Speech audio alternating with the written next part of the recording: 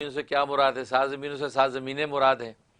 جیسے یہ ہماری زمین ہے، ایسی نیچے جائیں تو اسی طرح 6 اور زمینیں ہیں، 7 زمینیں. جیسے 7 آسمان ہیں، دیکھو زمین سے آسمان تک کا جتنا فاصلہ ہے اتنا ہی موٹا پہلا آسمان ہے. پھر اس پہلے آسمان سے دوسرے آسمان پہ بھی فاصلہ جو 500 سال کا ہے. حدیث میں آتا ہے، ابو ہریرہ رضی اللہ عنہ کی روایت ہے کہ زمین سے آسمان تک کا 500 سال کا فاصلہ ہے. پھر پہلا آسمان 500 سال جتنی موٹائی ہے اس کی. پھر دوسرا آسمان شروع ہوتا ہے، پہلے سے دوسرے تک کا فاصلہ 500 سال کا ہے. پھر دوسرے آسمان کی موٹائی 500 سال کی مسافت ہے. اسی طریقے سے آپ اوپر چلتے چلے جائیں، 7 آسمان سے پھر اوپر جو ہے سدرۃ المنتہا، تو یہ وہ 7ویں آسمان سے سدرۃ المنتہا تک کا فاصلہ 500 سال کا ہے.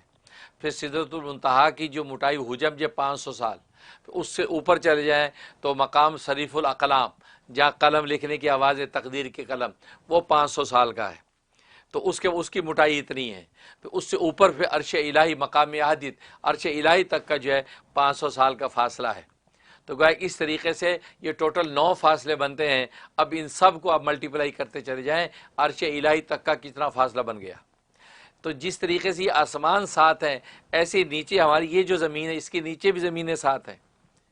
اس میں بھی یہی ہے کہ اس میں بھی ایک زمین کے بعد دوسری زمین کا اتنا ہی فاصلہ ہے جتنا ایک آسمان و زمین کے درمیان فاصلہ ہے 500 سال کا.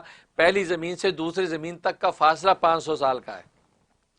پھر اس کی موٹائی 500 سال، اس کے بعد دوسری زمین کا فاصلہ 500 سال کا ہے.